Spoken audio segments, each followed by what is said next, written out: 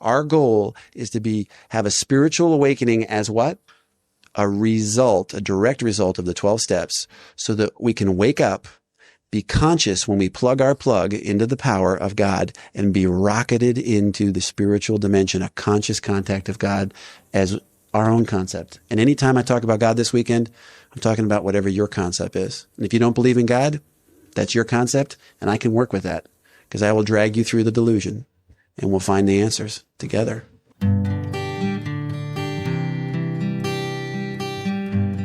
Well, hello, friends of Bill W. and other friends. You have landed on Sober Speak. My name is John M. I am an alcoholic, and we are glad you're all here, especially newcomers. Newcomers, that is, both to recovery as a whole and newcomers to this podcast. Sober Speak is a podcast about recovery centered around the 12 steps of Alcoholics Anonymous. My job here on Sober Speak is simple. My job is to provide a platform to the amazing stories of recovery all around us. Consider Sober Speak, if you will, your meeting between meetings. Please remember, we do not speak for AA or any 12-step community. We represent only ourselves. We are here to share our experience, strength, and hope with those who wish to come along for the ride. Take what you want and leave the rest at the curb for the trash man to pick up.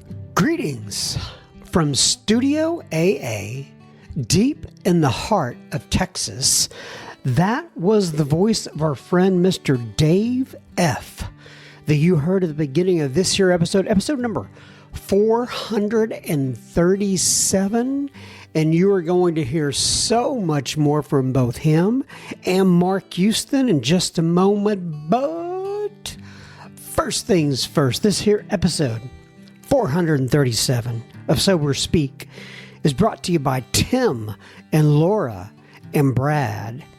And so you ask yourself, what exactly did Tim and Laura and Brad do? Well, they swung by our humble little website, www.soberspeak.com. They clicked on the little yellow donation tab and they made a contribution. So thank you so much.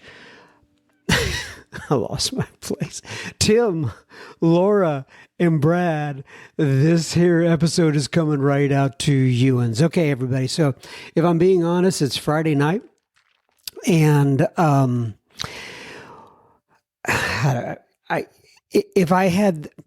always have a choice, right? But I was struggling to come record this episode. I'm just tired today, both emotionally and physically, and I just was not in the mood to do this. However, I'm also obsessive compulsive. So it looks like the obsessive compulsive side of me has won out, and everyone's going to get an episode. And I'm a little bit of a downer, but the two guys that you are about to listen to are not downers at all. So let me just tell you about them. This is Mark Houston and Dave F. Part 2. So we had Part 1 a few weeks back, and I got a lot of really good comments on it, and people said, basically, keep them coming. And so I reached out to Dave, and I asked Dave, can you tell me a little bit more about these recordings, when they were recorded, any sort of commentary that you want to give me that I can put on front of these recordings? And he said, it was recorded in New York in the year 2001. And he says this was captured right after Dave and Mark worked the steps together. So they had worked all the 12 steps, and they were, as Dave calls it, freshly connected to God as spiritually awake as we can get. So he's saying they were connected to God. They were very spiritually awake. And I think you could tell that comes through in the workshop. And he said they also, just so you know, and I have these recordings as well, but he says they went on to do another talk at the Wilson House the following year, and it was called The Next Step. As for old timers, whose programs have gotten stale. And Dave wrote a series of exercises to hit the steps from a different angle in order to have a new experience and refresh one's program. And if you have any questions about that, just email me at johnjohn@soberspeak.com, and I will get you in touch with Dave, and he can give you access to all the information. Now, this one, just so you know, is a little bit of a longer episode. I think these guys talk for about an hour and a half or so. So this is going to be, and I started to split it up, but it's a long story. And basically how they recorded it back then were on CDs. And these CDs are, you have CD1, CD2, and this was CD2. And so that's what we are releasing to you, the general recovery public. I sort of say the general public, but it's not like, anyway, the people who come in or listen to it are usually concerned about recovery and the 12 steps and that kind of stuff. So anyway, here it goes. Once again, it's a little bit of a longer episode, and we will still have plenty listener feedback at the end. So what happens is, if sometimes I skip weeks where I don't do the listener feedback, and it starts to pile up, and I feel bad for the people who are waiting. And also it makes listener feedback even that much longer. So anyway, that's enough out of me. Enjoy Mark Houston and Dave F. in part 2 of Fellowship of the Spirit. And tune in at the end for the listener feedback, or don't. It's up to you. Bye. Evening, everybody. I'm Mark. I'm an alcoholic. I want to talk a little bit about my current experience with the first step. Man I know, long time sober, gave me a definition of an old timer. He said it's someone who's a long time sober that hasn't had any puke on his shoes in a while. And my experience is, if you lose your connection with the first step, the truth and reality of that experience, that's when the way that will begin to manifest in your life is the number of meetings that you're going to will begin to decrease. Your work with the disciplines of 10 and 11 will slowly begin to decrease. The number of people that you work with will slowly begin to decrease. So my connection to my first step experience is critical to me, which is probably why I work with a lot of alcoholics. It's hard to lose a connection to the first step. I mentioned to you that this year, spiritual living, Alcoholics Anonymous is tough, because people you love and people you get close to, they drink and or do drugs and they die. And if you're in this room and you have much time sober, you have that experience. I did want to do one thing. I want to get a feel for length of sobriety. How many of you, give me a show of hands, of a year or less? Okay. How about 2 to 4 years? Okay. How about 4 to 7? Okay. How about 7 to 10? Okay. How about 10 to 15? Okay, great. How about 15 to 20? Okay, over 20. So we got 2 over 20. How about over 25? Okay. What is there, 10, 12 million people in this area? Yeah. We got two people over 25 years sober, right? I wonder what that's about.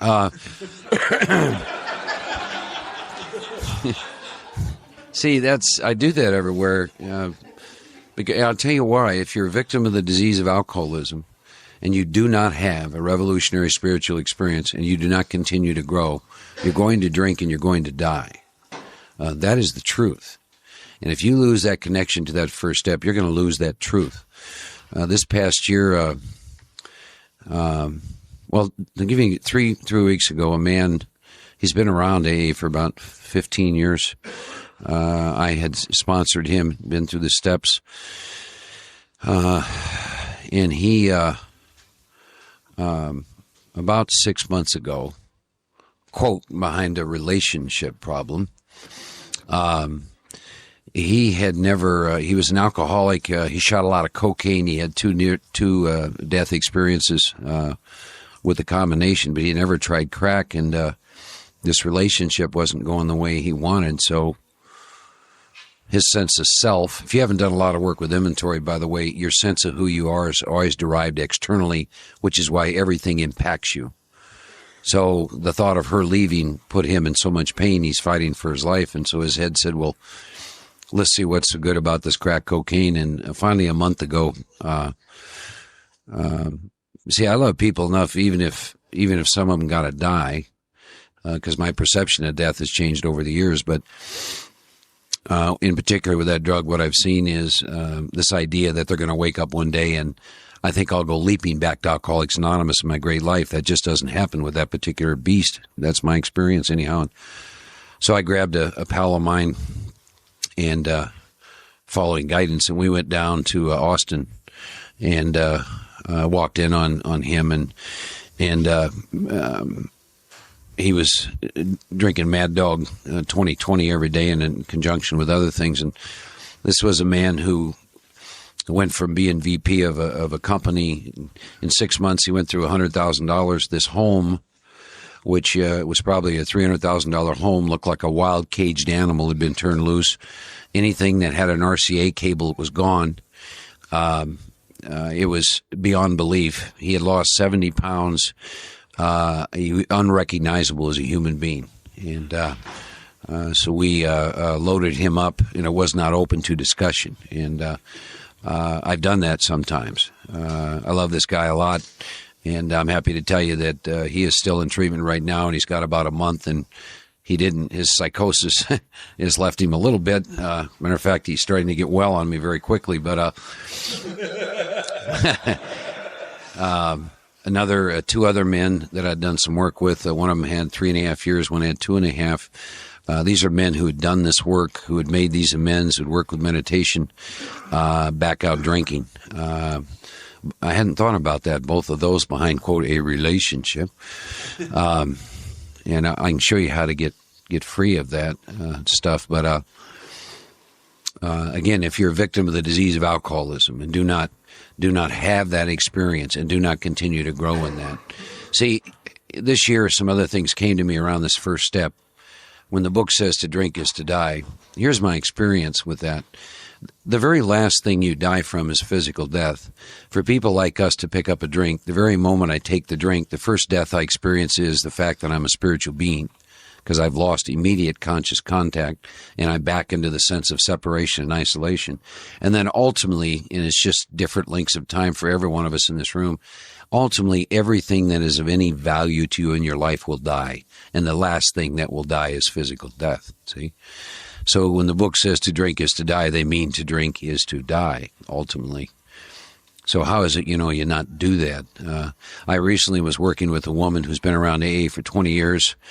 She had 7 years, drank again, almost dead by the time I started working with her.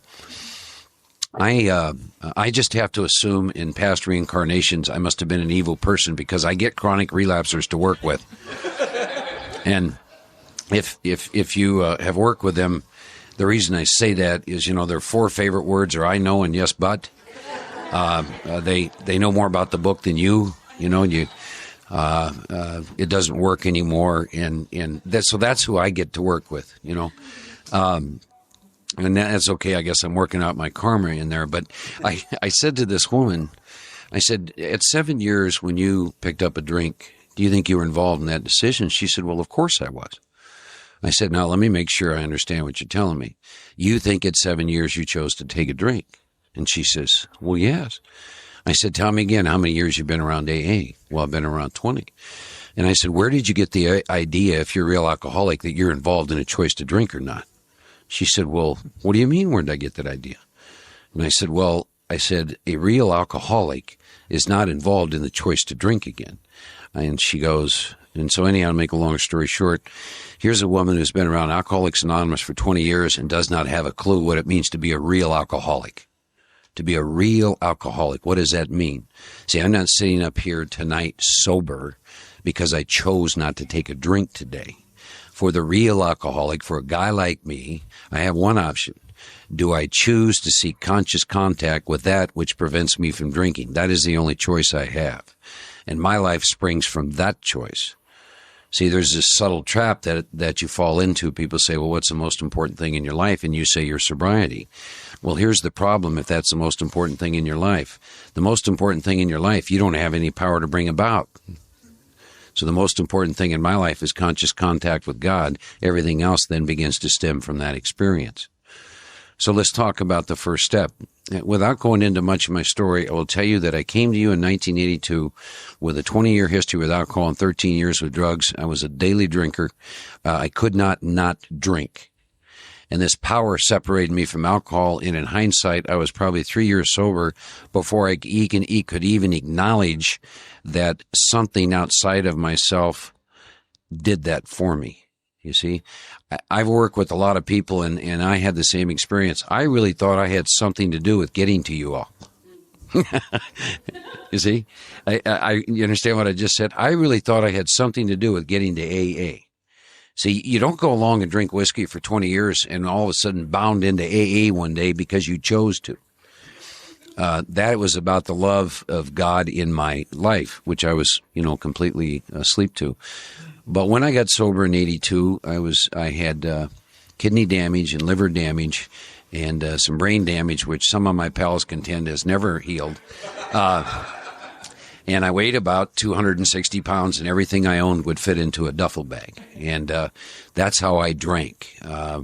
This idea that I'm going to leave your life if you don't quit drinking, that was a very easy choice for me. Then you need to leave. The employer who says you're missing a little bit of work, and I said, yeah, now I'm going to miss a whole bunch more. See, I could not understand why I worshipped alcohol. See, I really understand the word alcohol had become my master. When I came to you in 1982, I may as well have had an altar in my home, and I may as well have had a lot of vodka up there, and as well as cocaine, and I may as well have kneeled down in front of it every morning and said, I worship you. You do with me as you will. See, that was the God of my life. That was the truth of my life. And if you're a real alcoholic, that's your truth too, albeit you may not want to hear that. See, if you want to know who you serve, look at your actions. So for 20 years, I served King Alcohol. That was my God. I could have sat and talked to you about God, and I might have even told you I believed in God, but my actions said a whole other thing. One of the things I would hope you pick up on this weekend, if you really want to know what you believe in, look at your actions. Do not, I repeat, do not pay any attention to what your mind tells you. See, for example, if you're in this room and you've been sober for a while, and you're not working with meditation, I want you to consider, notice how gentle I was, I want you to consider that just possibly that maybe you don't know God, but that you've made your mind God. Because if you've been sober for a while and you're not sitting in the silence, then my experience is I can't come to know God because you don't come to know God with your mind. You have to be out of your mind to know God. You come to know God with a part of you that already knows God. All you do is wake up to that part. So again, as we go through this weekend, if you want to know what you believe in, go into your actions, okay? Now, how does that relate back to this first step? When I go back through the steps, here's how I approach the steps every time. I begin to take a hard look at, one last thing I wanted to do about the wonderful disease of alcoholism that I have. These were chip sales. You guys do chips out here, right? Right? They ask who has a desire to quit drinking, and you lie and come up and get a chip. or they say, if you'd like to make this a way of life, come and get a chip. So you go up like you know what the way of life looks like, right? So, but I think this is indicative of, I think this is very indicative of what happens to us if we don't follow the precise, specific, clear-cut instructions in the big book of Alcoholics Anonymous about how to recover. But they sold 21,000 296 Desire chips, right? Same year, they sold 5,600 one-month chips.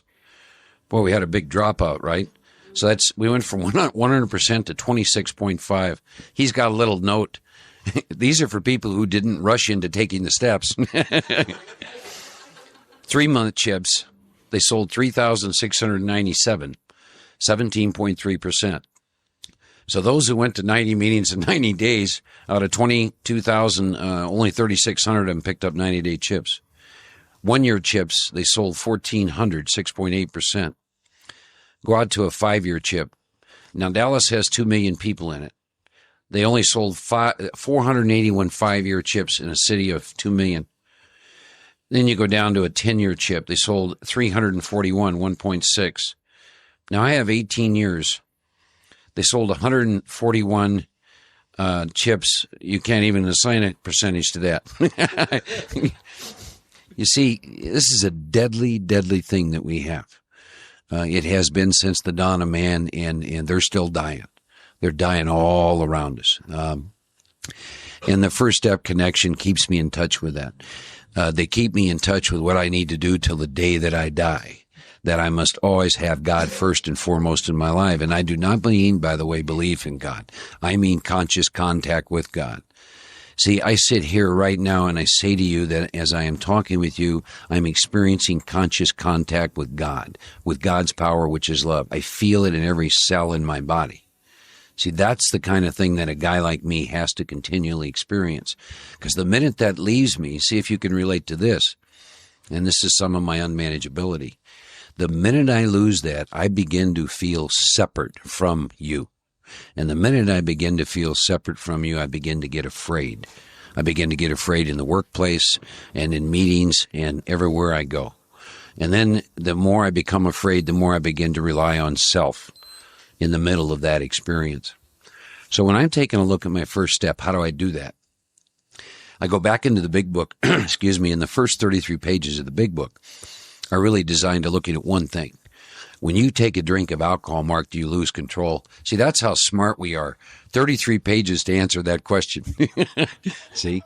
But they have to do it that way. You know why? Because we're so keen, you see, about not wanting to give up alcohol. Things like, well, I didn't get drunk every time I drank. And I mean, just every way in the world that we want to go out the fact that I don't lose control, you see? And those 33 pages are designed to leave me with one truth. And for me, when I have an experience with the phenomenon of craving, sober, I always have it in my gut. This idea that when I take a drink, do I lose control? This idea that if I take a drink, I love these people who think they know what's going to happen if they pick up a drink. See, I don't have a clue what could happen, right? I don't know how you drank, but when I drink, I would break out in strange places that are a long ways from where I started out, with no recall of how I got there. For someone like myself, I know that if I take a drink, I don't have a clue where it's going to end. My last drink lasted 1.5 years. I had about a 2-week period. This woman said, "You're drinking a little too much, and if you want to be in my life." And so I went about 2 weeks, and I was just nuttier than a fruitcake.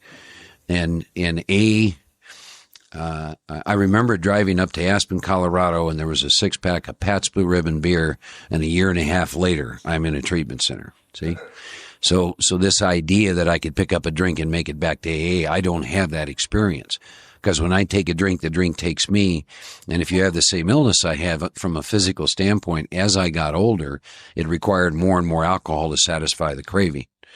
There's a statistic which says of people who have 10 years or more who relapse, only 3% make it back.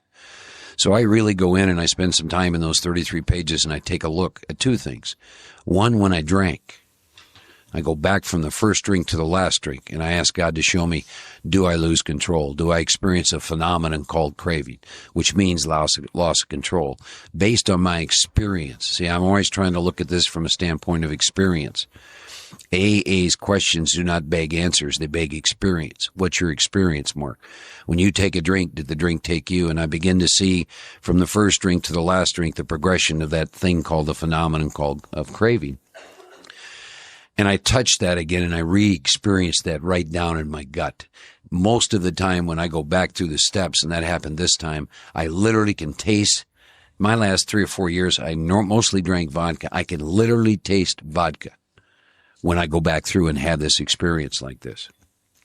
And every time I go back through and have this experience, I begin to see the deeper and deeper truth about me and this incredible relationship with alcohol, and how a guy like me has absolutely no business being sober. When I get done looking at the body, then I go into pages 23 to 43 of the big book. And this is the part that I've yet to go through this in the last few years and not finish this work and break down crying. Because it's in the pages of 23 to 43 that I find out that the most insane thing I will ever do, I do from a state of consciousness called sobriety.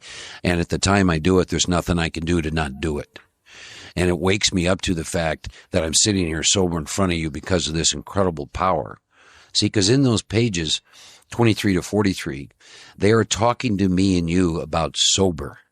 And they're trying to describe different states of mind sober in which I go back and pick up a drink. And they're trying to ask me a question. Is this your experience? And they start off by talking about the idea that I reach a place in my drinking where the most powerful desire to stop is of no avail. See, I joked about that earlier, but the only time I have a desire to stop drinking is when I'm drinking.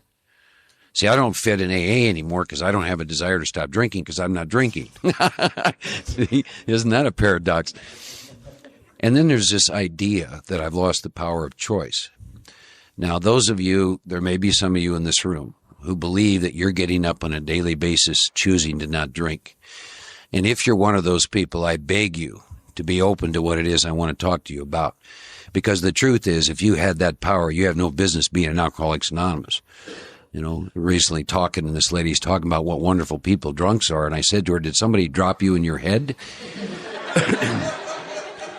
Wonderful people. I mean, this room alone, there's probably 15,000 amends we owe, right? And we're wonderful people, right? I mean, who would want to be a member of this group if you didn't have to be, see? But there's this idea, I've lost the power of choice and drink. And understand that this part of the book is talking to you and I about right now, I'm sober. And it goes on and tells me why I've lost the power of choice. See, power of choice comes from will. And the book goes on to say, here's your problem. There are times when your will from which choice springs is completely it's non-existent. It is not available to you. And here's your horrible dilemma, Mark. You don't know what the day and the hour and the time looks like when that's going to happen. Because at certain times you have no effective mental defense against the first drink. And every time I go back through these pages, my gut begins to turn, and I begin to review the past year, and I look at the number of times I'm in situations or I'm afraid, and a guy like me would be drunk, and I'm sitting there that morning looking at those pages, realizing I'm not drunk. And realizing that those are the times in which my will was not available. Because I have a long history. You put me in certain situations. I only know one thing to do behind that. I'm going to drink, yet I didn't drink. Did I have anything to do with that? Did I choose? No, I didn't choose to do that. And those pages talk about other states of mind that you and I drink from.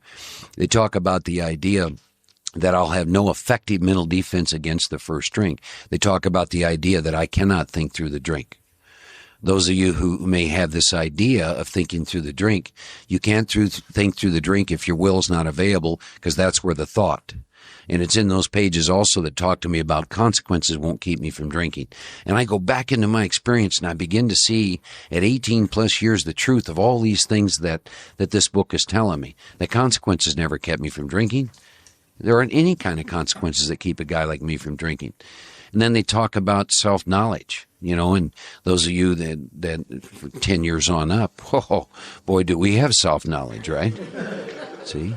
And to be able to touch the fact that all that knowledge, that at a certain time, none of that's available. And Mark, if you're not in fit spiritual condition, you're going to drink again. You remember I told you I work with relapsers all the time. And they always want to give me a lot of reasons why they drink, but the big book says there's only one reason any one of us will ever drink again. And only one. And that is this. I was not in fit spiritual condition. The part I missed my first 10 years in AA is this, ladies and gentlemen. I'm responsible for fit spiritual condition, not God. See, another trap I fell into is God keeps me sober. If that was the truth, the big book would be one page. It would say, God keeps you sober. Have a great life. That is not the truth. There's 174 pages, 30 of them have you take a whole bunch of action, write a whole bunch of inventory, make decisions that they tell you don't make any decisions the first year except just turn everything in your life over to God, right? And then go make all these amends, pay these money back, and then do these disciplines every day, right? See, if I do that, I stay in fit spiritual condition. So if any of you in this room, if you've had any relapse history at all, I want to tell you that's why. Because you were not in fit spiritual condition. And the book by then has described what does that look like, you see? And you keep going through pages 23 to 43, and one of my favorite stories is Fred. And I'll tell you why it's one of my favorite stories. Because the day he picked up a drink, there wasn't a cloud in the horizon. Now, we know cloud in the horizon, right? See, my perception at that moment is, it is wonderful. Isn't life grand? And Fred picked up a drink at that point in time. And what those pages have always done for me is they describe to me my alcoholic mind, and here's what sums it up. It says at certain times, and I don't know what the time looks like, I'm going to get taken to a strange mental blank spot and I'm going to drink. And there's only one thing that will ever keep me from picking a drink when I'm in that strange mental blank spot, and that's fit spiritual condition. And I get down to the bottom of 43, and this is a current experience with this. Once more, Mark at certain times has no effective mental defense against the first drink. It must come from God. And the reason I always start crying is because I remember the number of times in the last year in which I was not in fit spiritual condition and I hadn't drank. And I woke again to this incredible love and grace and glory that I had once again fallen asleep to. As I watch these people I love drink and go off the page. And you touch that again and you go, my God. You know, this ego that takes the best of us at times really likes to think it has something to do with me not drinking whiskey. See? And you touch that again. You touch that. That's current. That's not 18 and a half years ago. See? Make you cry like a baby when you start to understand that. You know, and then every time it does one other thing for me. Everything at that moment I thought was important and was pissing me off evaporates. Because I lost sight of what is this? This is Mark. This is about you and God and what God is doing so that you didn't drink in this last year. See? And you touch that again, and you touch that grace and that power, you see, and that incredible love in the middle of that experience. And that's what a current first step experience is. And trust me, time, length away from a drink, all that is stripped in the face of that, and you're sitting there having a brand new experience with this first step again, and it'll move you to a place of humility and a knowing of God at a deeper level than you had before, and on an awakening to which we take so for granted, this incredible love and this power of God in our life. I'll let Dave talk for a while about the first step. Thanks, Mark. Dave, alcoholic. And before I forget, is Bart in the back someplace? All right, is somebody at the table back there? Could you find a basket so we can do the seventh tradition? Could you get a basket of some kind so we can do a seventh tradition thing? When we talk about the first step, at least when I talk about the first step, God has also shown his pleasure upon me because I call them retreads, which is really, but for the grace of God, there go I. I get a lot of guys that are multiple relapsers, and they're a challenge. They work, they make your work that much harder. I'd much rather get a guy who's his first time off the street. He's really hurting. Man, those guys, they go through, and the guys that slip and keep slipping and keep slipping, they're the tough ones. Gene, how long ago was it that guy from Morristown offed himself? Yeah, we just had a guy less than a month ago. 10 years sober, laid down in front of a train.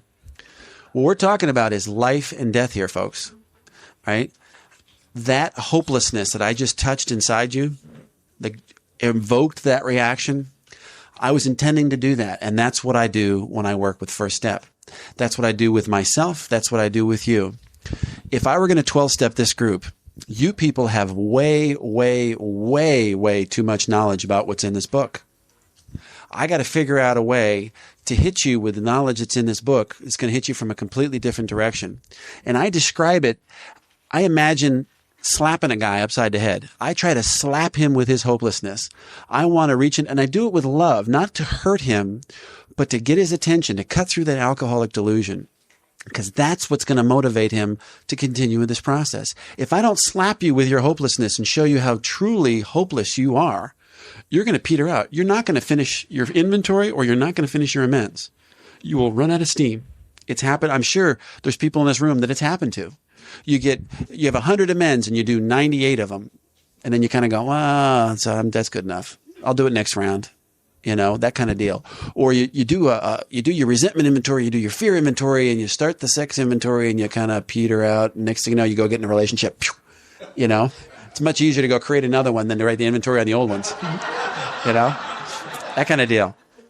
The alcoholic has to be hopeless. And the old days, Bill Wilson and when Bob were working with these guys, they were hardcore guys. They'd been really hurt. We get people walking through the door that are court mandated that aren't hurt. They're really not in that pain. And AA Comes of Age 199 says the character of AA was changing. We were beginning to have success with milder alcoholics and even some potential alcoholics. Isn't that an interesting word? Potential alcoholic. All right. In the first years, those who sobered up in AA had been grim and utterly hopeless cases, almost without exception. But now younger folks began to appear. Of course, it was necessary for these newcomers to hit bottom emotionally, but they found they did not have to hit every possible bottom there was in order to admit they were licked. We had to begin to develop a conscious technique of raising the bottom and hitting them with it.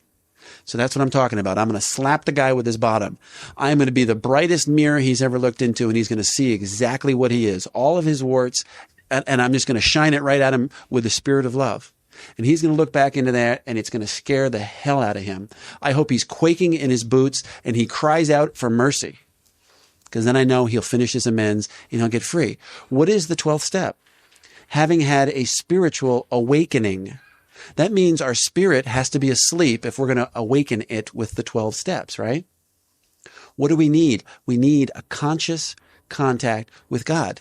In order to be conscious, you can't be unconscious. You have to be awake. That's the whole point. We have to use the 12 steps to waken ourselves up so that we can plug into the power. And I tell the guy that when I start out down this path. And how do I do that?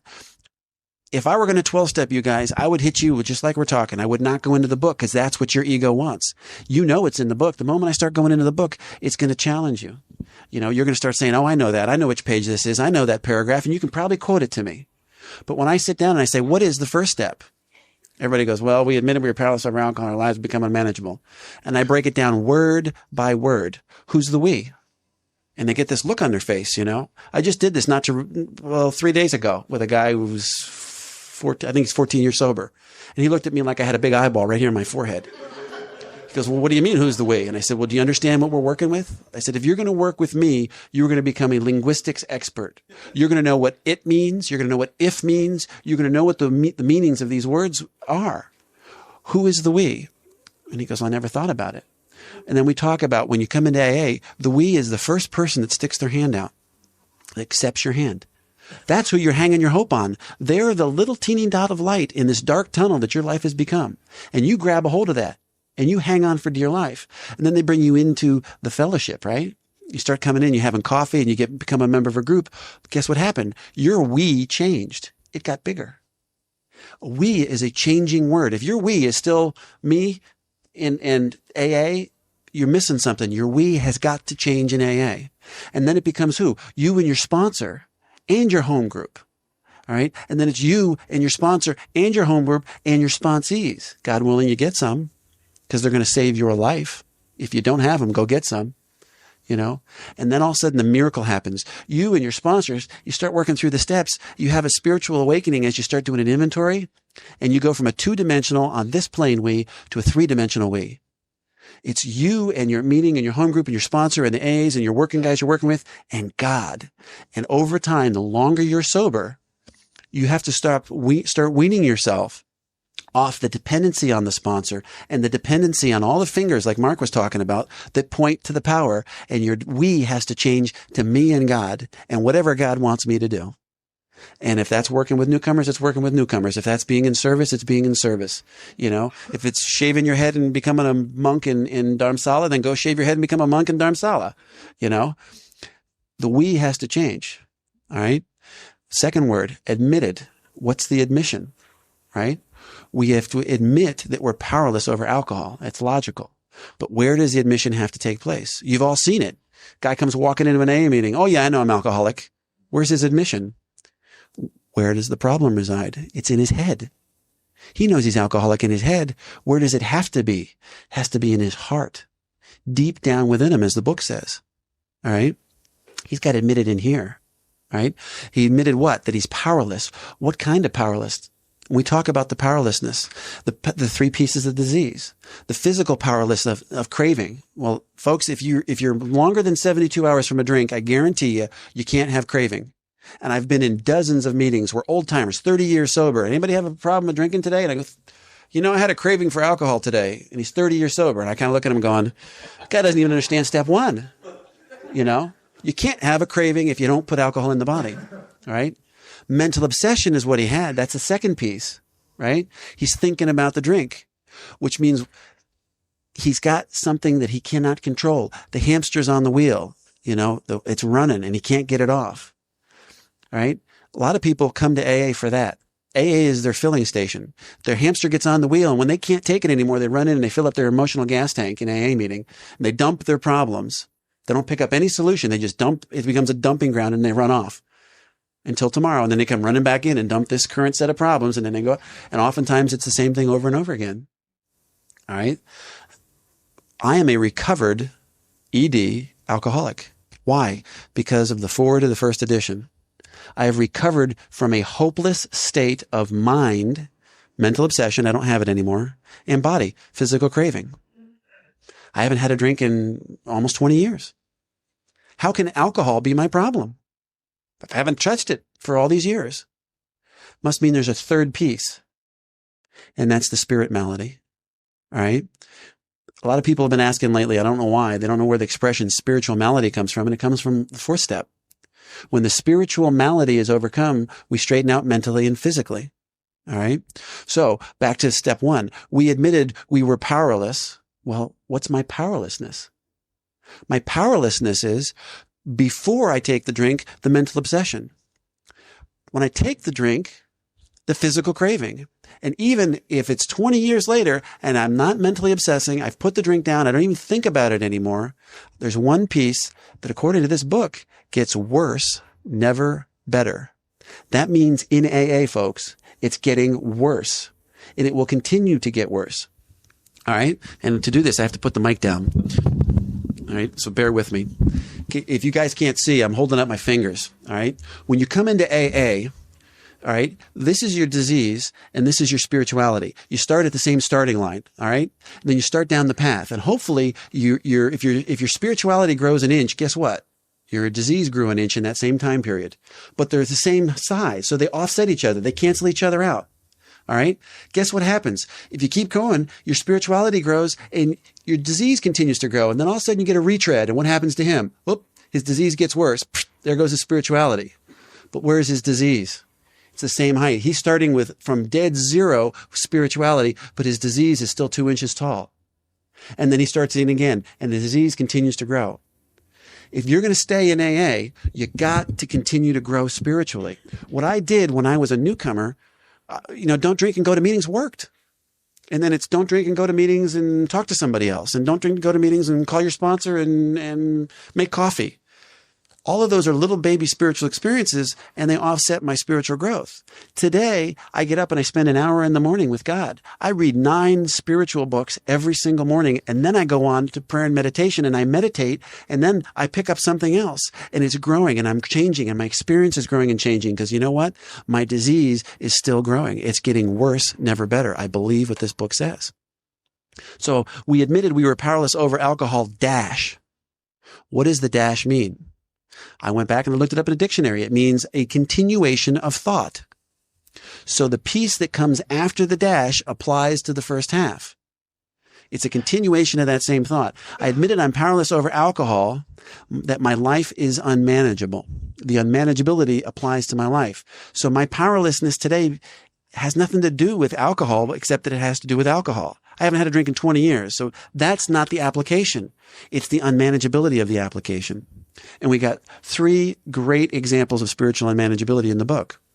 You got page 8 of Bill's story, where he talks about the bitter morass of self-pity, and he talks about the quicksand stretched around me in all directions. That's a great description. And you go to page 151. Great number. I love 151. You know? And they on 151, they talk about the hideous 4 horsemen. You know, that describes me at 10 years sober. Let's since we got the books, let's all jump to page 151. Let's take a look at it.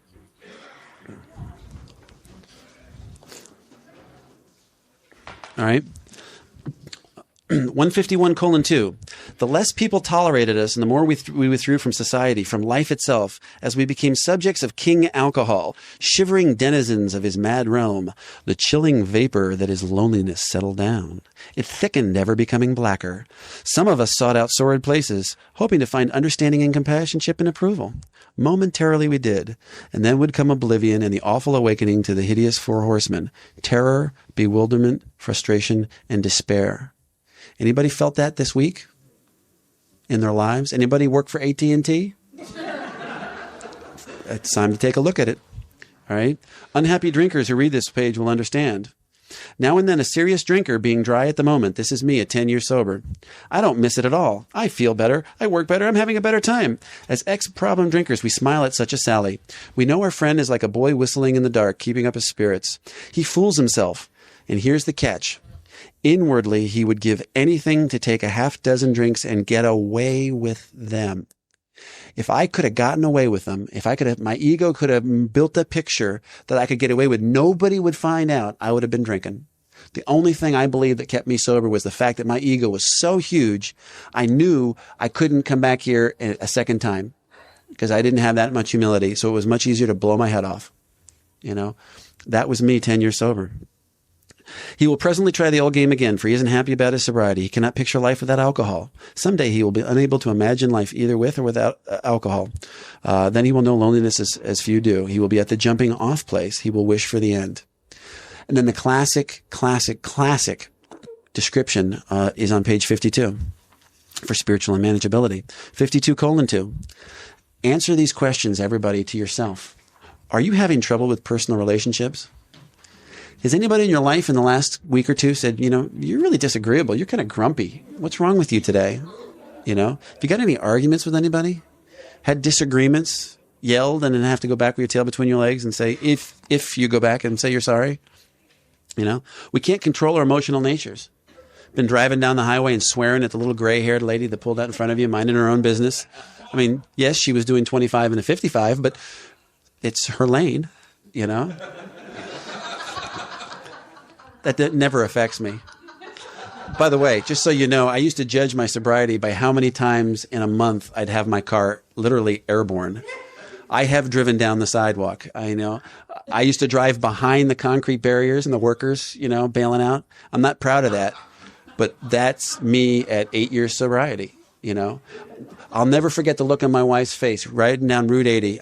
The car was airborne. I went behind the concrete barriers, and then the reason there were barriers was there was like a crevasse. They were working on the bridge, and I slammed on the brakes. It was in the middle of a rainstorm, and we came to this screeching halt. And I'd gone between two of those plastic barriers and folded the side mirrors down on both sides of the car. That's how narrow the hole was that I went through. And I was only doing about 80 miles an hour at the time in a driving rainstorm.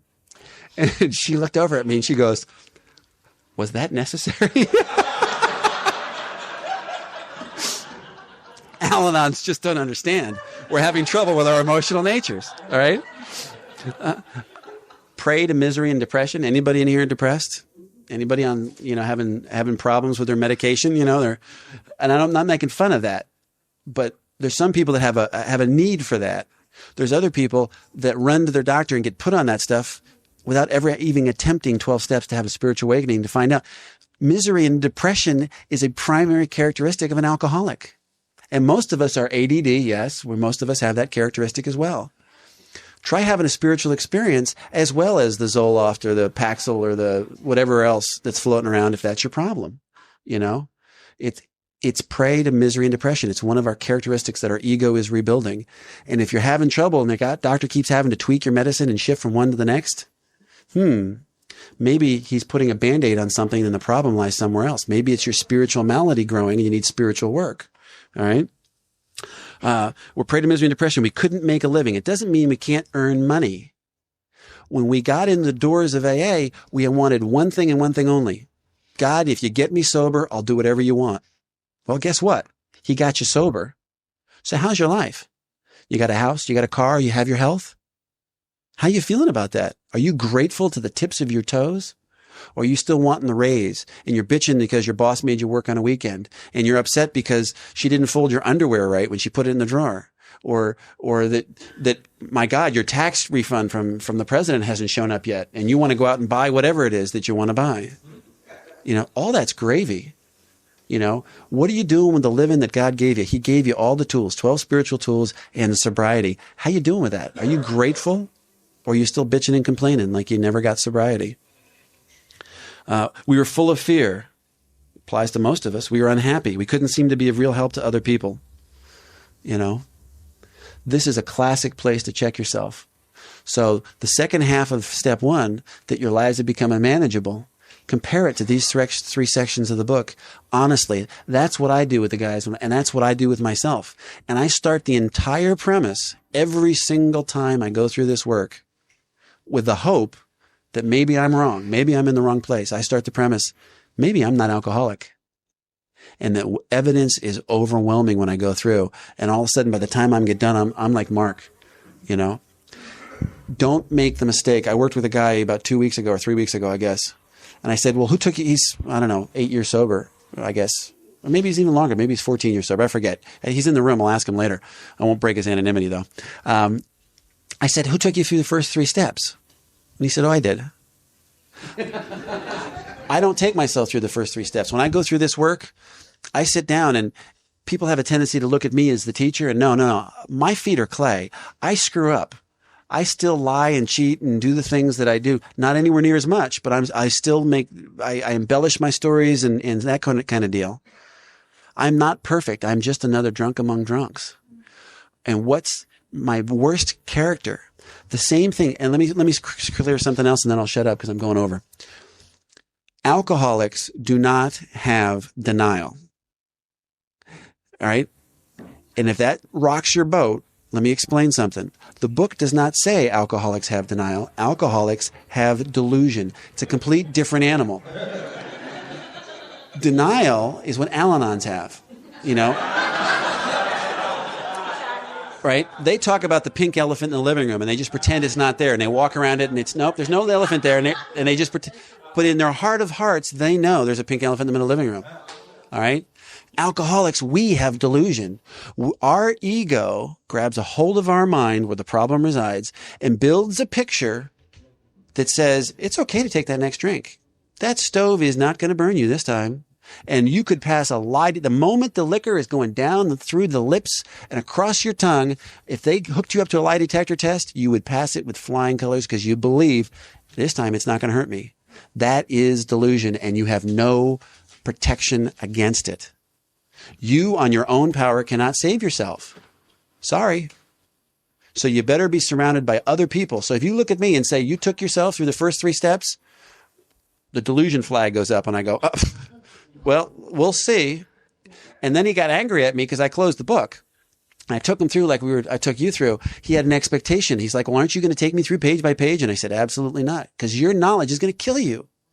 And when we walked out, I don't know about him, but there was times when I was weeping and I had a spiritual experience. And anytime I do step work, after I've done it with somebody, I go home and I do a quiet hour because I knew God better by looking into his mirror and seeing my reflection. I could see where I had been deluded and how I thought I knew what step 1 was all about. We need each other. Back to the beginning of step 1. We need each other. There's another concept of how we has changed. So that's just a little bit of a take on step 1. You know, there's a lot of pages on step 1. There's a reason for that. You damn well better understand step one, and you better be able to make the connection from step one to each of the other steps. And we're going to continue to bring it back the rest of this weekend, drag you back, kicking and screaming back to step one, and then launch you into the fourth dimension. Speaking of the fourth dimension, does anybody know what the fourth dimension of existence is? What are the first three dimensions? Everybody ever ask you that? I usually ask the guys, what are the first three dimensions? And they kind of look at me like I'm insane, you know? All right. I had to go look it up. To be honest with you, I didn't know what they were. I'd heard all kinds of things. The physical dimensions are height, length, and width. Dimensions of time are past, present, and future. The mental dimensions are thought, perception, and feeling. But that's not what we're talking about. We're talking about physical properties of mass, length, and time. They're physical properties. The fourth dimension, by default, when you're talking about physics, is the spiritual dimension. Our goal is to have a spiritual awakening as what? A result, a direct result of the 12 steps, so that we can wake up, be conscious when we plug our plug into the power of God, and be rocketed into the spiritual dimension, a conscious contact of God as our own concept. And anytime I talk about God this weekend, I'm talking about whatever your concept is. And if you don't believe in God, that's your concept, and I can work with that, because I will drag you through the delusion, and we'll find the answers together. Thanks for letting me share. Continuing on with this first step experience, if any of us were to drink tonight or in the next few days, I hope you all have a sense of awareness that you're going to drink from the current state of consciousness that you're now experiencing. You're not going to drink from something you did 15 years ago. So as we talk about this thing called the spirituality, I would ask each of you to get present with with where your life is right now in relationship to this. Because see, there's a line in that we've talked about, and there's a yin and a yang to virtually every promise in the big book or statement. When the spirituality is overcome, I straighten out mentally and physically. So that's a promise. But what's the warning? The warning is, the implication is, if the spirituality is not overcome, I will not straighten out mentally, meaning that the thought of a drink will come in, I'll have no mental defense, and I'll pick up a drink. So I want you to consider something. The problem is not a physical craving of the body, and the problem is not a mental obsession. The problem is a spiritual malady, which makes me so diseased that my mind says to me, Mark, I know what will make this go away is a drink. See, another belief system I had to get rid of is that alcohol was my problem, because it wasn't. It was my solution. And later on, our big book says that alcohol is but a symptom. And I used to put all this focus on alcohol as a problem. And I thought to myself, well, Mark, if it was a problem, normally when you have a problem, after it surfaces 2-3 times, you take a different course of action. It goes away. But that isn't what I did with alcohol. I kept going back to alcohol time and time again, and I began to realize something. Alcohol was my solution. To what? To this thing called the spiritual malady. Meaning that in some of the words he used, David used to describe this, this is how it might feel if you're sitting here tonight. You feel restless. Okay? You know what that means, right? Guys popping up and down meetings, and you're sitting down, you're going to listen to someone, and you can't focus, and you're restless, right? Irritable. Irritable means you are easily annoyed. Do we have any people in here who are easily annoyed today, right? Discontent. See? Discontent means I'm never satisfied. See, spiritual living is, am I totally at peace with the way it is? You see? Am I totally at peace with the way it is? If you're not totally at peace with the way it is, then you have discontent, i.e., I need a newer car, a better home, blah, blah. I don't care how it plays out. Those are 3 words. Look at your life today, this week, in those areas. Then those other areas that David talked about, they call them the bedevilments. Where is it today with personal relationships? How about the one with yourself, from whence all the rest spring? How do you talk to yourself? Not forget others. How do you talk to yourself? How'd you talk to yourself today? How'd you treat yourself today? Do you still sit in judgment of yourself? You see? How are you taking care of yourself? What's your relationship like with yourself? Do you allow yourself time for God? Do you get adequate rest? Blah, blah, blah. Then look at the relationships around you, right? If you're in a relationship with a significant other, how is that? What is the truth of that? See, can I really be myself with this person? Can I be completely honest with this person? Can I bare my soul with this person? Where's that at? Where's it at if you still have in-laws and family, brothers and sisters? How is it in my AA group? How is it with my pals in AA? How is it with my sponsor? How is it in the workplace? How is it with my boss? How is it with, how is it when I go to the grocery store? How is it with my paying of bills? And and you feel a little tension. See? And it goes on and it talks about, a prey to misery and depression. Am I having a current experience with that? Are there parts of my life in which I'm experiencing some misery and or some depression? Where was I just today with this concept of fear? So you sit and review your life a little bit. See, I want to tell you something about, and this is the way I find out where my current agnosticism is. Let me explain what I mean by that. My current agnosticism is areas in which I do not believe that God is everything, and I am not relying on God, so I'm relying on self. And if you want to know where your current agnosticism is, make a list tonight or tomorrow of what you are most afraid of. Make it the top 5. Let's say, for example, that you have financial fears. Now, how many of this in the room have some financial fears? Okay.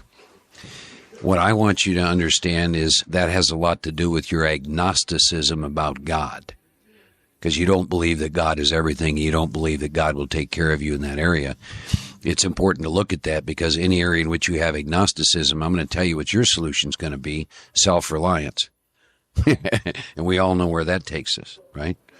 See, you're going to find out like I did. I came into AA initially, and God took care of alcohol, and that is about all that I believed he would take care of. And then Mark, the great I Am, decided he would take care of the rest. And then slowly over the years, my experience is anything that is not under the umbrella of God's care, love, and protection gets stripped away from me. But that's one way in which you can find out your current agnosticism as you sit here tonight, is take a look at what it is that you're afraid of, right? I'm afraid this relationship might end, or I'm afraid I won't get in one, or the economy's turning bad, or money, or my health, or my parents are ill, and it's a way to identify your current agnosticism in which God is not in that part of your life. It goes on again in talking about your emotional nature. Is it spiking all the time, up and down? And there's a definition of ego that it's not original. I got it from Eckhart Tolle's book that speaks to me in volumes that has to do with what I'm talking about. So I'm going to give you this. Here's the definition I like to work with for ego: a mind-made false sense of self. Mind means we did it up here. Made, false sense of self.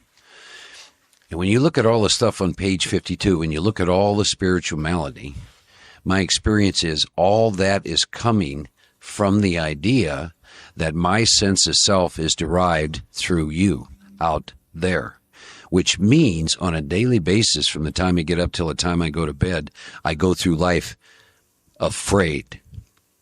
What you think of me? Am I going to have the job? Is she going to stay? I don't care how it plays out. Why am I spending time trying to ask you to look at where you're at with all this?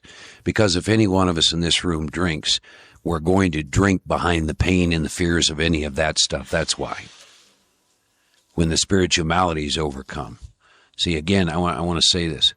The problem is not an obsession of the mind. And the problem is not a craving of the body. The problem is a spiritual malady that will get me so uncomfortable that my mind will take me back to a drink. So I got to stay focused on it. That's why the book says when the spiritual malady is overcome, I straighten out mentally and physically. Now, I think this is a good question to ask yourself. If the spiritual malady is what gets me so uncomfortable that it's going to take me back to a drink, and that is my experience, then here's a great question. Where does it come from? See? Now, first of all, that part of me, my spirit, is not sick. Malady means I'm blocked. David's talked about that. I'm asleep to the fact that I have a spirit here, that I'm a spiritual being. There's a fourth dimension of existence. And the more asleep you are, that it is to that extent that you feel separated from everybody and everything. One of the major reasons I drank was the effect produced. And you know what the effect was? Is I felt a part of. I no longer felt separate and connected. And drinking treated the spiritual malady, that condition that lies within me, my thoughts, my feelings, my perception of things. But here's a great question. Where does that come from? And a little later on in the book, as we approach the third step, we're told exactly where it comes from. And I want to finish up my first step with this. It says, later on in the book, it says, all my troubles are my own making. And boy, we don't like hearing that, do we? You know, you don't think they meant all our troubles, right? No, they couldn't have meant that, because that means then I'd have to be responsible for any trouble. See? We don't like that part, do we? But, and it goes on to say that I'm self-will run riot, comma, they don't think so. And then the book says, above everything, I must get rid of this selfishness. I must, or it kills me. So guess what? The problem is not a craving of the body, and it's not an obsession of the mind. It's not a spiritual malady. Our problem is our selfishness. What do we have to do? That's what steps 4 through 9. You write inventory. You do fifth step, 6, 7, 8, and make amends to begin to experience the death of self. See? We don't talk about this enough in Alcoholics Anonymous. Above everything, I must get rid of this selfishness or it kills me. When I sit in these meetings and I listen to what I think are sad commentaries on people's lives, all I'm hearing is the end result of still having a life consumed with selfishness, and everything is about me. See? It's the complete inability to practice what St. Francis says. See, I have no concern at all whether anybody loves me. I have one concern. Can I love you? Exactly as you are. I need nothing to change. If you have a lot of selfishness in place, you cannot go through life living it like I just described. You understand? That is the concern. But so how do you get rid of that? It says above everything, I got to get rid of this selfishness. What's the connection? The connection is when I am self-centered, completely centered on Mark.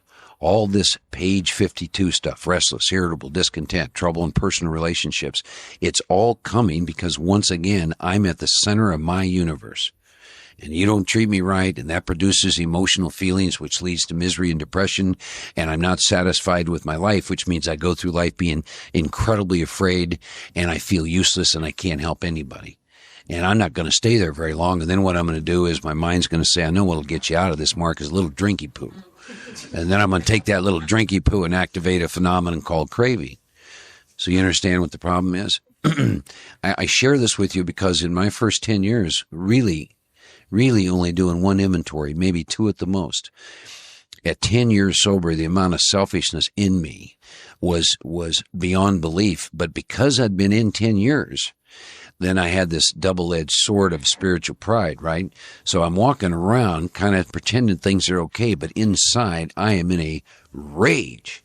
And that rage turned inward on me into a mass depression. I almost committed suicide, which is the ultimate act of playing God for a guy like me, isn't it? See? So you see, this becomes my first step experience now, doesn't it? Right? I've looked at me and what happens to me when I take a drink. I look at the idea that sober, I'll do the most insane thing I've ever done, and there's nothing I can do about that. There's nothing worse than sitting in AA thinking you're keeping yourself sober. You understand what I'm saying? Because that implies you had power. This is a program for men and women who need power. And then you look at that idea of the spiritual malady and then tying into what produces that, my selfishness. So once again, at 18 and a half years, there's a reason Dave and I spent 9 hours in that inventory. And that was an equally shared stuff. Here I am. I love God as much as anyone I know. And he and I get done with that, and I just want to bawl like a baby. I mean, I want to go to God with, a halo and white robes. Instead, I got egg all over my face, right? Where is this stuff coming from? Just winging out of left field. And that's back to that statement, my ego has power. See, and the stuff that Dave and I looked at in inventory is the stuff ultimately could have led us back to a drink. And once again, it's selfishness. See, that's what he and I sat and discussed for 9 hours, was our selfishness. Now, that isn't how you start the discussion. You start discussing other people at great length in the second column. And then, fortunately, if you have someone across from you who's done work, ultimately they leave the room. And then now the light begins to shine on you. But, thank God I've been given this process, see, so that one of the things that happened for he and I in the middle of that fifth step, it was one of the most powerful experiences for me in a fifth step I've ever had. And I don't know how Dave experienced it, but I have to tell you, I experienced it. I literally felt the selfishness leave my body. And that night he asked me, I had to go give a talk that night. And in Dallas, they do a neat thing. Groups ask different people to come and do the steps. And this was going to be my last night. So this is a group of about 100 people. They had experienced me for 3 Tuesdays in a row. And I came that night. And I can't tell you how many people came up to me and said, the man they heard tonight is not the man who was here last Tuesday. What happened? If that's how incredible this process is that we've been given. That's what happened over those 9 hours that he and I spent. We were fighting for our life. The life of what? The life of an awakened spirit, the death of the selfishness. That was going to take me back to a drink. But that's all I got in the first step.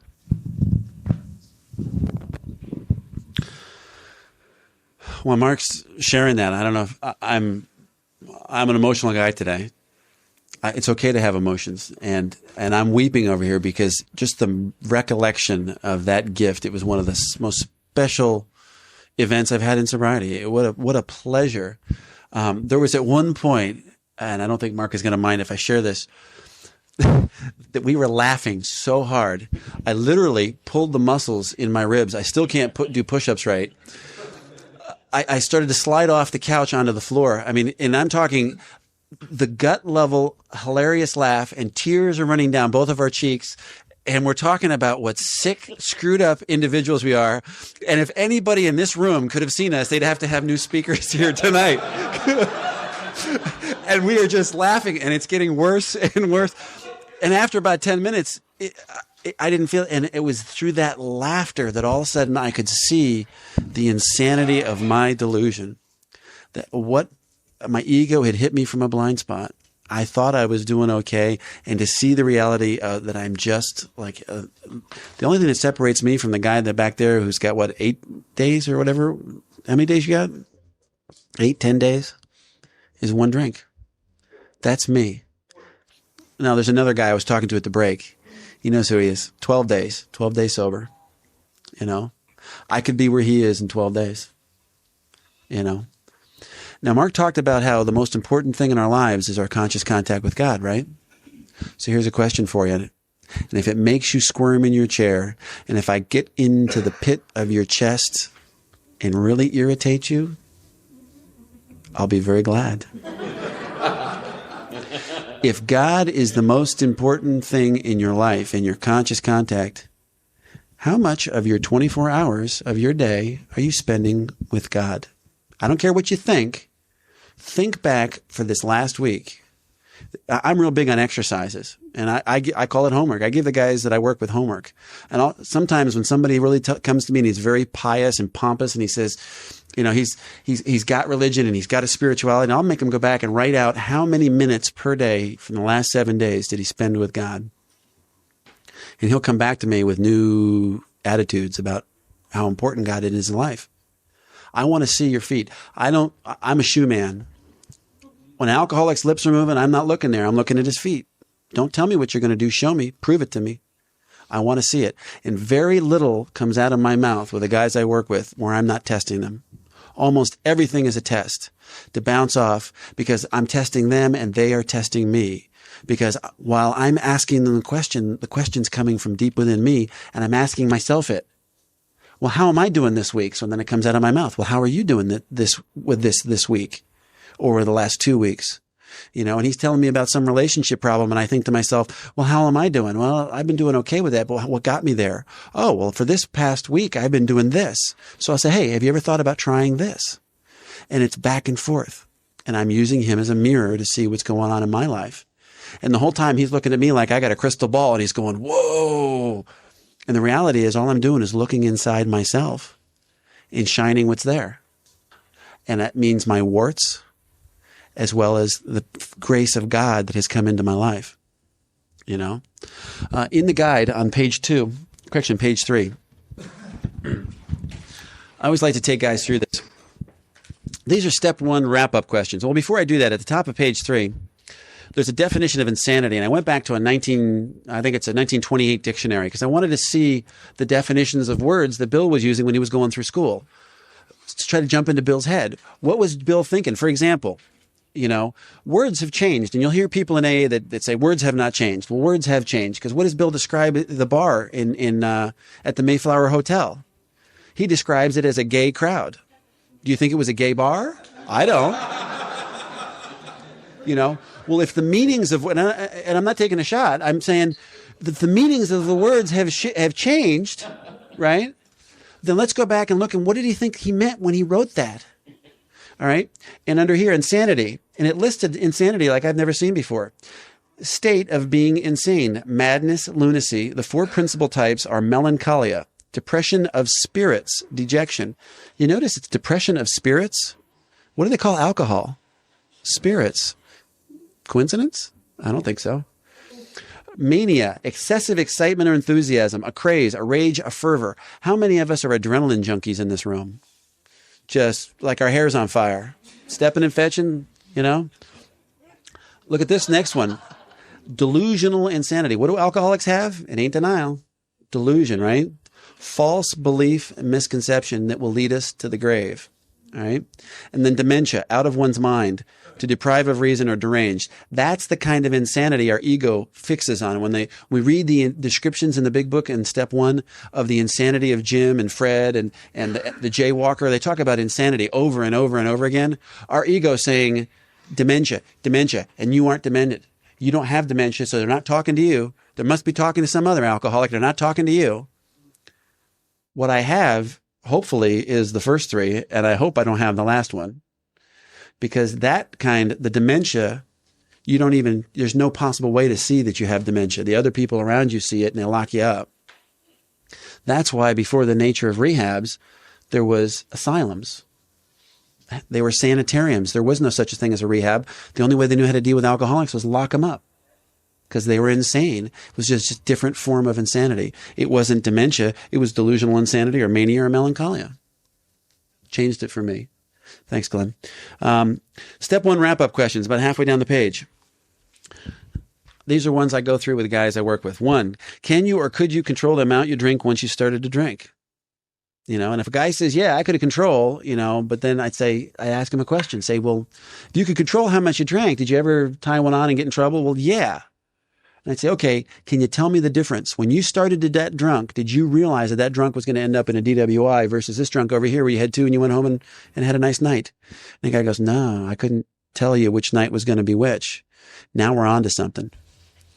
You don't have to wake up the beast every time you take alcohol. You don't have to have physical craving every time you take alcohol in. For some alcoholics do. Every time they take a drink of alcohol, they wake up the physical craving, the beast comes alive, and they're off to the races, and it's for however long they're going to drink. The drink tells them how long it's going to drink. They have no control. I was a periodic. Sometimes I could take 2 drinks. Sometimes, if I took 2 drinks, I'd wake up 3 weeks later going, whoa, what happened? And have to run around to all my friends and say, what did I do? I'm not in jail, so I couldn't have been that bad. I'm out of money, so I must have had a good time. Anybody relate with that? 2, do you believe the physical craving would occur if you took a drink today? Interesting. 3, could you take 2 drinks a day for 30 days? No more, no less. A lot of people call this the Marty Mann test. If you go into our history, Dr. Bob gave this test before Marty Mann was even in sobriety. He gave it to a young kid, one of the first kids, and he said that he was too young to be an alcoholic. He said, you know where he sent him? Down to the Mayflower Hotel, same place where Bill got. And he said, go down there with a bottle, take 2 drinks a day, and if you can stay down there and only drink 2 drinks a day, you'll be fine. Don't worry about it. And the kid came back 30 days later, with his tail between his legs, says, I didn't even make it. I knew I was dead after the first day. But he stayed out for 30 days drinking. Luckily, he made it back. 4, does your experience abundantly confirm that once you put alcohol into your system, something happens in the body and mental sense which makes it virtually impossible for you to stop? 5, did you ever drink when you didn't want to, even after swearing drinking off forever? If you're into history, if you look back at Bill's family Bible, he used to write these things to Lois, and it started out with, Lois, I found Christ, and thank God I will never drink. I've been saved. I'm born again, and I will never, ever touch another drop. You know, and then like 2 years later, there's another inscription. And dear Lois, thank you for sticking with me. I will do my best. I swear I'm stunned forever, you know. And then, dear Lois, one more humiliation, and I'm going to try it one more time. With God's help, I'll be successful, you know. And they just get progressively worse. After swearing off drinking forever, we pick it up. Why? We tell ourselves, when we swear to our wife or our spouse that we're never, ever going to touch another drop, and then we're drunk 3 hours later, when we swore, we meant it. We could pass a lie detector test. How did we get into a bar in 3 hours? Delusion. Alcoholics do not have denial. We have delusion. Let me paraphrase that. If you grew up in an alcoholic household or you're married to an alcoholic, guess what? You're a double winner. You got both. The Al-Anon side of you has denial, and the AA side of you has delusion. And I'm a double winner. 6, do you believe that personal knowledge is of no use with respect to your drinking? 7, do you believe that you will be unable to stop drinking on the basis of self-knowledge? 8, do you believe that loss of power in the choice to drink? I can't even read. Do you believe that you have lost the power of choice in drink? 9, do you believe that you have only 2 choices today, to live spiritually or to die an alcoholic death? Interesting. As my friend Chris says, there ain't no door number 3. Door number 1, door number 2. You know? Everything in this program is live spiritually or die an alcoholic death. At 10 years sober, and I'll speak for both of us, we were as dead as an alcoholic can be. It's the worst possible alcoholic death in the world, is being 10 years without the only thing in your life that has ever worked for you, which is alcohol. And you've been 10 years without the love of your life, and you're suffering and dying in the rooms of AA, where the answer is right here, and the only thing that blocks you off from it is yourself, your own ego, and you can't see it. Why? Because alcoholics don't have denial. We have delusion. The picture in our mind is hopeless. We don't even see that we're off base. Yet every indication in our life is that we're dying an alcoholic death. You know? 10, do you believe you have a spiritual malady which creates unmanageability in your life? 11, do you believe that lack of power is your dilemma? 12, do you believe that a time may come where you have no effective mental defense against the first drink? You notice it says effective mental defense. You know? 13, do you believe that your defense must come from a higher power? And 14, do you believe that you have to find a power greater than yourself which will solve your problem? You notice who solves the problem? The power solves the problem. You don't work the 12 steps so that you can get yourself better. This is not a self-help program. This is a God help program. And if you haven't found God, you're in deep, deep kimchi. You got to find a power greater than yourself, because your power got you to AA. Thank goodness it did. And you better get off that donkey and get on another donkey now that you're here, or you're not going to make it. You know, this inventory that Mark was talking about, I've had some of the most profound spiritual experience that I've ever had in my life. I've had some of the facing of reality. I couldn't imagine that I'd be this sick, this sober. That's my ego talking, you know, that it had this delusion built for me that I couldn't possibly be this sick, this sober. I had a whole series of amends, and just the amends that I've done so far, and I have more to go in my own home group. I went to each one of those people and I said, you know, I've been projecting this dishonesty that I was absolutely 100% asleep to. I didn't see it, but now I see it. And I'm here to clean up my side of the street. And without fail, every single one of the members of my home group looked at me straight in the eye and said, yeah, I saw it. I saw how far off the beam you were. I'm so glad you're back. And I looked back at him and I couldn't believe it. You saw that I was that far off the beam and you said nothing? And the reality was, it's not their fault. Who's responsible for my sobriety and my connection to God? Me. I had projected such an image to everybody around me that virtually everybody that I thought had spiritual license in my life, they were afraid to approach me. I was unapproachable because I'm Dave, the speaker. I'm the sponsor. I'm this bullcrap. I'm that bullcrap. I almost died in one of the biggest big book thumping meetings in North Jersey. And everybody except me knew I had the problem. So ask yourself the question. If you see people, love them enough, if you have spiritual license, put away your fear. Go to them in the spirit of love. Ask God to speak through you and just shine the mirror. You plant the burr under the saddle and they ride long enough, and guess what? The donkey's going to throw them, because it can't take the irritation. That little teeny pebble. At my heart, at your heart, we are all the same. We are all love. When you look at a little kid, a brand new little kid, and he starts toddling, what is their reaction? The reaction is the same to everybody. They could go up to Jeffrey Dahmer and they're going to go and they're going to smile and they're going to love unconditionally. Every one of us in this room started out that way. So what the hell happened to us? That little absolute perfect loving creature is in each one of us. Find them. They're there. All you have to do is get rid of the crap that's on top. It's there. And what happened on Mark's couch was I saw that little kid inside me again. And now I can look out and I look for the sparkling eyeballs. I look for the eyes, and I pick various people through a workshop, that have the sparkling eyeballs, because that's the window to the soul. And I see that little kid inside, that little pure loving child. It's there. I don't care what you have done in your sobriety or what you've done in your drinking. God doesn't care. You're forgiven. Now, what are you going to do with it? You got 12 steps in your spiritual toolbox. You got 12 traditions. You got 12 concepts. And you got more raw material than you could ever want in your own home group. Let's not be accessories to murder. The difference is you have to be in touch with that little loving child inside you to be able to save somebody else's life, to be able to throw them the lifeline. So if you're going to be effective for God, if you're going to be the spearhead, as the book says, of the intelligent spearhead of his ever-advancing creation, remember, conscious, awake, we have to be intelligent. You're going to have to be in touch with that little loving child.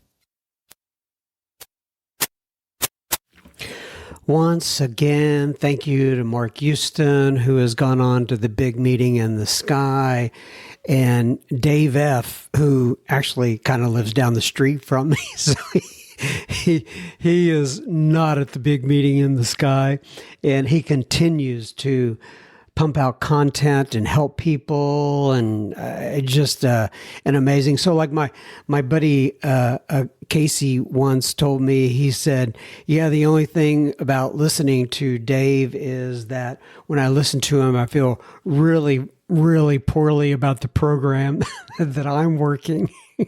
It makes me feel less than. I mean, not on purpose, but anyway, that's just a side note.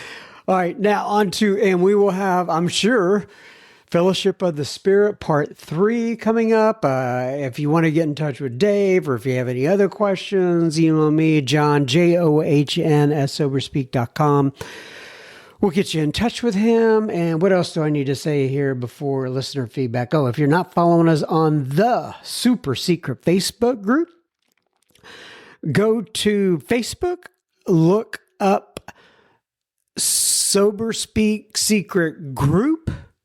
We have a page too. That's not what you want. You can go there too, but you want to go to the group, ask for admission into the group, and we will get you on in there. And if you're not following us on Instagram or Pinterest, we're at I started to spell at Sober Speak, all one word, SOBERSPEAK,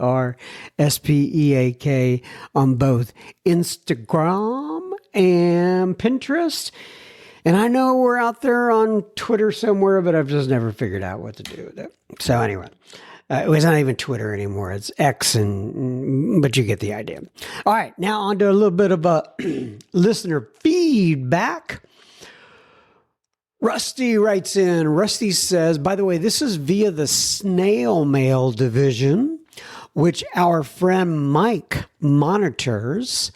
And if you are out there and you're wanting to write in, because number one, you just like physical letters, or you can't email, or any other reason, mostly we get people that are incarcerated that want to write in. And Mike monitors that P.O. Box. It's Sober Speak, 1962 East Apache Boulevard, P.O. Box 7925, Tempe, Arizona, 85281.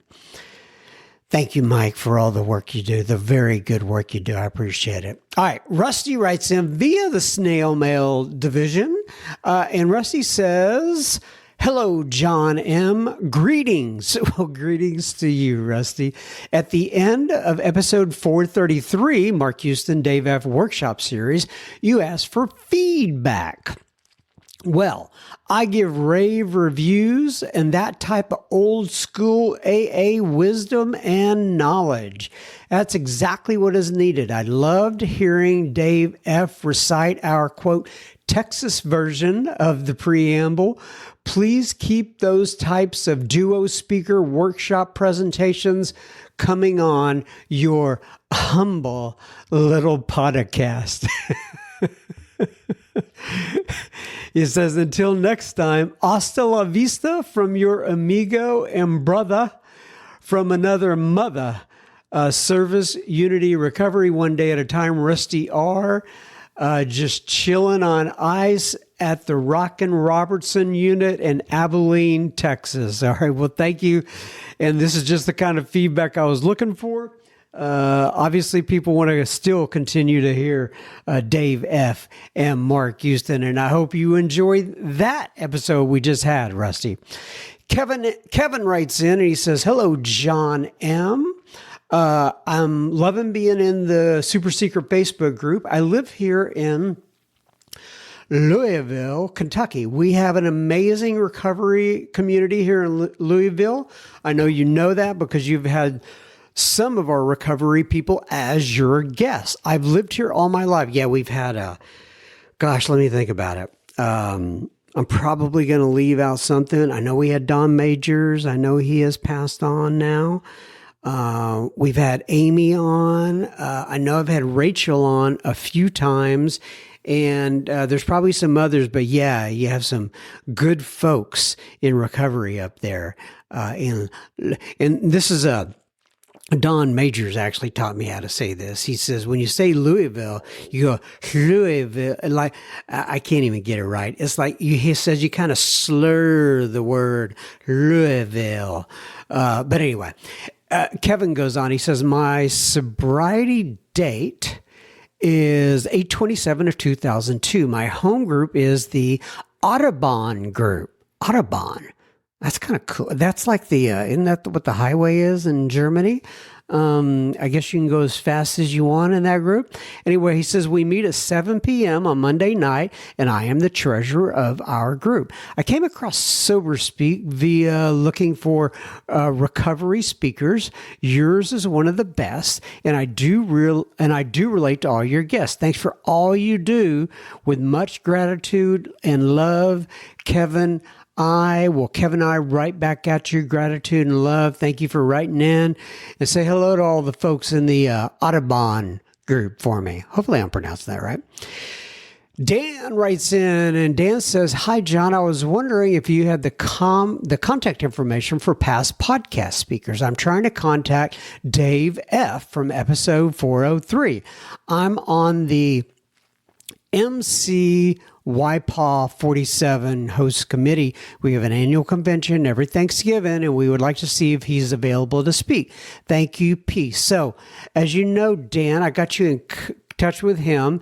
So I know the YPAW MC. I'm trying to is that Michigan or something like MC. I don't know where that is. I know it's a young people's conference, but anyway, I hope you get in touch with Dave, and I hope that works out for you, Dan. And Starlin writes in. Starlin says, "Hi there, John. My sobriety date is 8/28 of 2017. First of all, I would like to thank you very much for your service. I have enjoyed SoberSpeak since 2021, and we have corresponded before." Yeah, I remember that name. "The last time was in 2022, and I was about to retire. I live in Reno, Nevada, and of course, Reno John is one of my favorite speakers. The fact is I get something from every one of your guest speakers and you. The episode I am on right now is episode number 407. And then he puts into parentheses, "My listening to the pod fell behind because I got hooked on true crime podcasts for a while." Well, I'm glad you're getting back on the wagon with us. Back on the wagon. That's not how you say it. Back on. Have you ever heard the term butchered cliches? I do that all the time. So I guess you would get back up on the horse and riding it with us, something like that. But anyway, Starlin goes on, "Thank you for sharing and being vulnerable at times. It seems like you are concerned that listeners might not like hearing about your daily life. For me, it's refreshing, and it makes me feel like I know you as an AA brother." Well, thank you, Starlin. "Your dry sense of humor is entertaining, but that comes from a guy whose crew gave him a t-shirt that says, 'Caution, tells bad jokes.'" Who knows? We might even be related because I did one of those DNA kits and my roots are a high percentage from Scotland. Also, I am a ginger as well.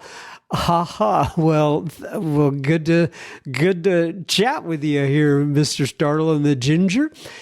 During these past few episodes, your father had become ill and passed. My sincere belated condolences and prayers. Well, thank you, Starlin. "We moved back to Reno after my retirement and was blessed to be closer to my mom. A long story short was that she was diagnosed with lung cancer in 2023 and passed away on January 1st, 2024. She was an awesome woman and mother. We miss her dearly, but do know she has gone off to be with the Lord. Her faith was impeccable even to the end. My wife and I took care of her and held her hands as she passed on to the next journey." That's a great way to phrase that. To the next journey. "So all of this is part of life. However, I was blessed to have experienced all of this sober.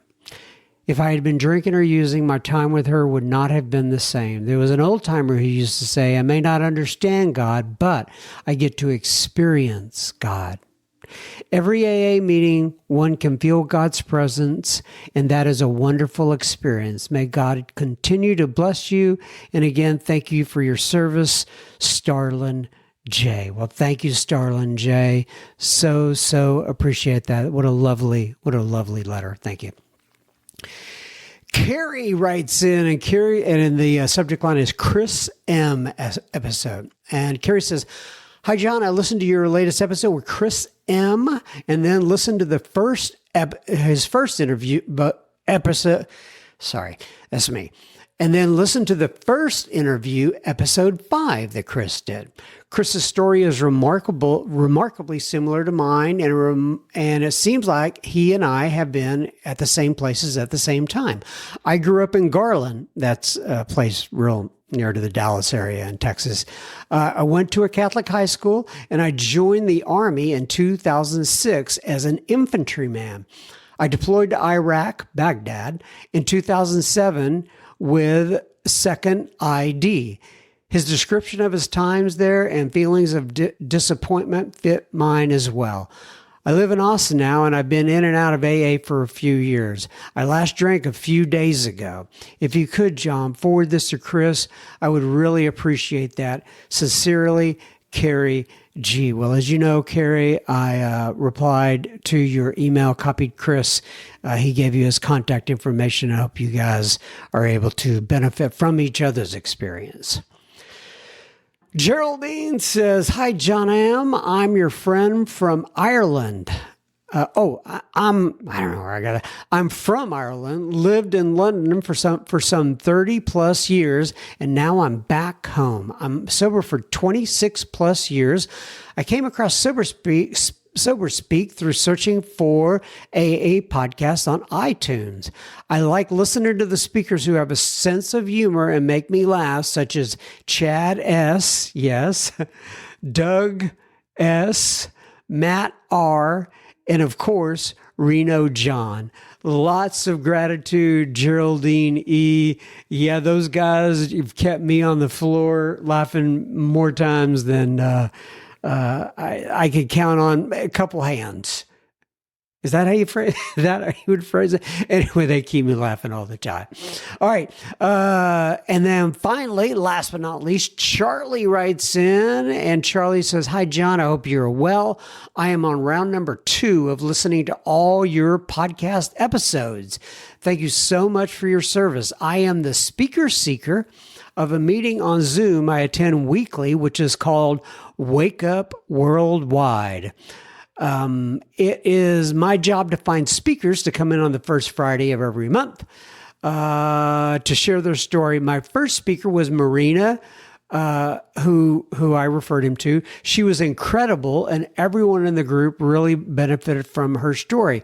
I was wondering if you could put me in touch with Paula R., Brenda J., or someone you think may be willing for March. Of course, anyone is welcome to attend, and he gave me all the Zoom information there. If you want that information, let me know. Just remind me in your email what you're looking for from the meeting that Charlie is sponsoring called, what's it called again? Wake Up Worldwide. Or not sponsoring, but he's looking for speakers. All right, everybody. Well, listen, I told you on the front of this one, I was a little bit lackadaisical about doing this thing.